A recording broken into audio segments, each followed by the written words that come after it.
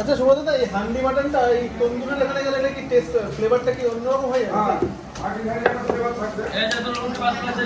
হ্যাঁ রুটি ঠিক আছে।